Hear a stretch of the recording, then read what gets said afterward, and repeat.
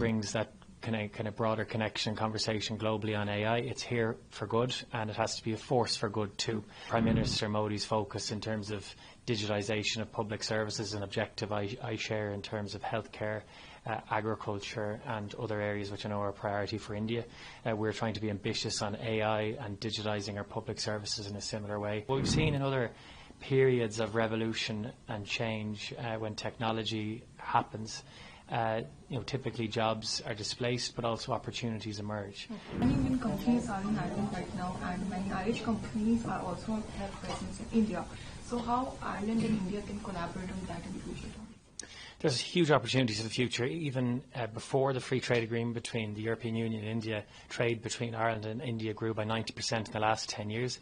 We expect trade between the European Union and India to double in the next 7 years. So there's a limitless level of opportunity for growth between businesses and amongst our two countries. I'm really excited about the free trade agreement that's been agreed, and it's only positive for the future. We've strong people-to-people links, very much pro-enterprise policies across our two countries, and I really look forward to seeing what will come from this. And part of my visit over the next number of days is really trying to leverage that and show how both businesses in both countries can really drive opportunities to increase their market share.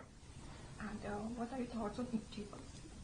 It's a really positive free trade agreement. Ireland is an open, pro-enterprise economy that has built its growth and prosperity on trade deals and ensuring that we can have efficiency of the global supply chain.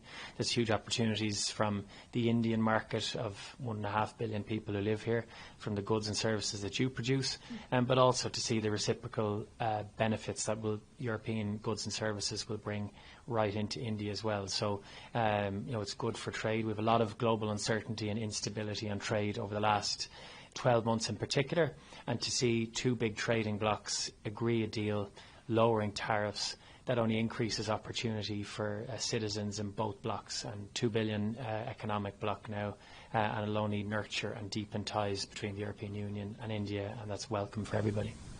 If we talk about the AI summit, so what are your expectations from the summit hosted by India right now? Well, I really welcome it. I think it brings that kind of broader connection and conversation globally on AI. It's here for good, and it has to be a force for good too. And I welcome kind of thematic focus from India in terms of being an all-inclusive tool. The Prime Minister Modi's focus in terms of digitalisation of public services is an objective I share in terms of healthcare, agriculture and other areas which I know are a priority for India. We're trying to be ambitious on AI and digitalising our public services in a similar way, and we have a big level of infrastructure investment over the next number of years to ensure that Ireland is a place of continued tech and digital infrastructure in the longer term, and that will bring opportunities for Indian companies who want to invest in the European Union, but also for Irish enterprise looking to India as well in terms of the huge talent pool that's here in terms of tech and AI, and we look forward to seeing some of the outcomes from the AI Summit. Okay, one last question I have for you. How do you feel about AI, and how will jobs will be affected from this? Because especially if we talk about the Ireland, have so much huge presence in tech also.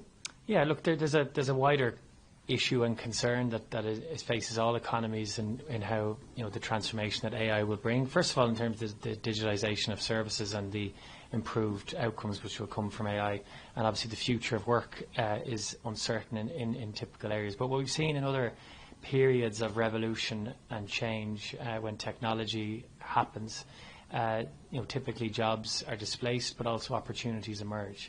And I think it's about economies ensuring their real focus on talent and education and research and development as well. There'll be new roles that we don't foresee or see exist today will exist when AI plays a role in terms of its delivery of services and its role in the economy. And it's the economies that are at the cutting edge of I suppose, being agile, and that will show growth and prosperity for the future. So Ireland embraces digital infrastructure and AI, but doing it in a safe and positive way for citizens as well, which I know is an objective that India shares as well. If you like this video, then like, share and subscribe to Mirror Now.